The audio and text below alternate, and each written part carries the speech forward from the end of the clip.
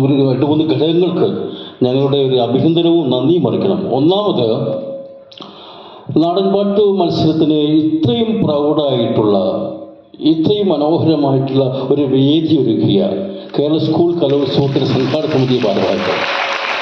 കഴിഞ്ഞ കാലങ്ങളിൽ പലരും, ഞാൻ പലപ്പോഴും ഇരുന്ന സമയത്തൊക്കെ തന്നെ ഒരു സ്കൂളിൻ്റെ ചെറിയ കോർണറിലൊക്കെ ആയിരുന്നു അങ്ങനെ ഇരിപ്പിൽ നിന്ന് വേദി മാറ്റി, അങ്ങനെ ഒരുപാട് വിഷയമുണ്ടായിരുന്നു. എന്നാൽ വളരെ പ്രൗഡായിട്ടുള്ള വേദിയാണ് ഒരുക്കിയിരിക്കുന്നത്. സംഘടകർക്ക് ഒരുപാട് സ്നേഹം, അവരിൽ നന്ദി. മറ്റൊരു കലോത്സവം കാണാത്ത രീതിയിലുള്ള നാടൻപാട്ട് വേദിക്ക് ഏറ്റവും മികച്ച സൗണ്ട് സിസ്റ്റമാണ് ഒരുങ്ങിയിരിക്കുന്നത്. പലപ്പോഴും വന്നിരിക്കുമ്പോൾ സൗണ്ട് സിസ്റ്റം പോരാ എന്നുള്ള പരാതിയിൽ 2, 3, 5 മണിക്കൂറോളം ഞങ്ങൾ ഇരുന്ന അങ്ങനെ ദുരവസ്ഥ ഉണ്ടായിട്ടുണ്ട്. എന്നാൽ ഒരിക്കൽ പോലും സൗണ്ട് സിസ്റ്റം നമ്മളെ ബുദ്ധിമുട്ടില്ല. ആവശ്യത്തിനനുസരിച്ച് മൈക്കും എല്ലാ കാര്യങ്ങളും സെറ്റപ്പ് അവർ ചെയ്തു കൊടുത്തു. സൗണ്ട് സിസ്റ്റത്തിൻ്റെ ഭാരവാഹികൾക്ക് ഹൃദയം നിറഞ്ഞ ഞങ്ങളുടെ നന്ദി, സ്നേഹം. മറ്റൊരു കാര്യം, ആൺകുട്ടികൾ മികച്ചവരാണ് തീർത്തും.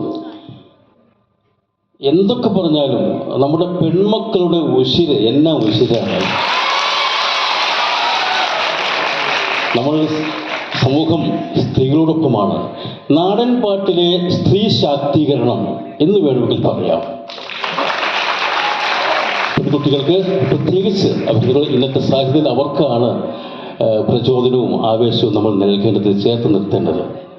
ആൺകുട്ടികൾ മോശമല്ല കേട്ടോ, ഒരിക്കലും. 2-3 എളിയ അഭിപ്രായങ്ങൾ, ഒരിക്കലും ചീത്ത പറച്ചിലല്ല കേട്ടോ. ഒന്ന്, ഞങ്ങൾക്ക് മൂവർക്കും പറയാനുള്ള കാര്യം, മത്സരങ്ങൾക്ക്